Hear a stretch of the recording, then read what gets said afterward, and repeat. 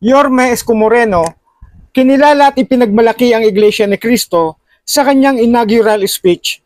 Ang panganay na lokal ng Iglesia ni Cristo na simulan sa Santa Ana Hospital na ngayon ay nasa...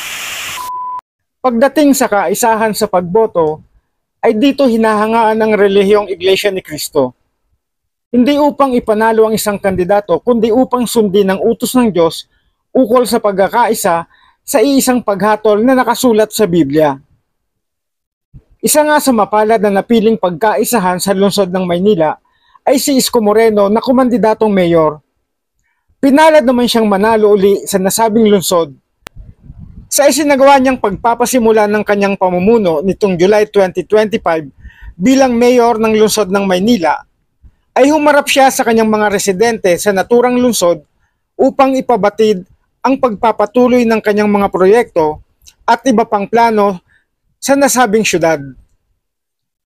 Sa kanyang inaugural speech ay hindi niya nalimutang banggitin ang Iglesia ni Cristo bilang isang malaking bahagi ng kasaysayan ng Maynila.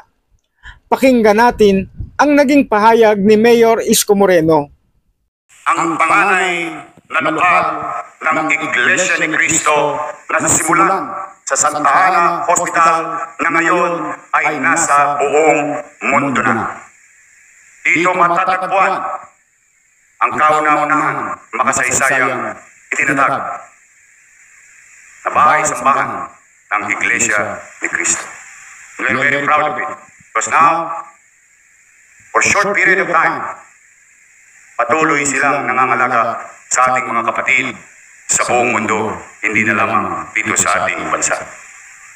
Noong 2019 na ang buong mundo ay apektado ng COVID-19 at nasa ilalim ng pandemya, si Mayor Isko Moreno ay hindi nag-atubiling sumulat para humingi ng tulong sa pamamahala ng Iglesia ni Cristo para sa kanyang nasasakupan, na agad namang tinugon ng pamamahala ng Iglesia ni Cristo na si Ka Eduardo Manalo. Eduardo, na baka sakali na meron ng extra, halos wala pang 24 hours, pinitugunan kay Eduardo. Kaya kay Eduardo, maraming salamat po sa mga kapatid natin sa Iglesia. Maraming salamat sa tulong ninyo. Malaking bagay po ito. Talagang magagamit ito. Pero umasa naman kayo, pati yung bigas, ang hingin ko lang po, PPE. Ginawa pang kagin, ginawa pang 2,000. From 1,000 to 2,000, saka yung 3,000 sakong bigas. Umasa kayo sa mga kapatid natin sa Iglesia, kay Eduardo, mararating po yun sa tamang tao, yung taong nangangailangan. Isa si Mayor Isko Moreno na may mataas na respeto sa pamamahala ng Iglesia ni Cristo at hinahangaan rin niya ang husay sa pamumuno nito bilang isang dynamic leader ng isang organisasyong pangrelihiyon na nagsimula sa Pilipinas na ngayon nga ay laganap na sa buong mundo, na may bilang na 166 na bansa at teritoryo at may 152 lahi.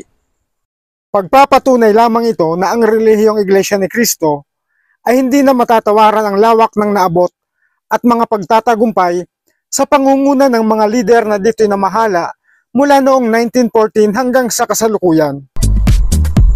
Buhay mo, buhay nyo! Andito yan sa Drama Natin To TV.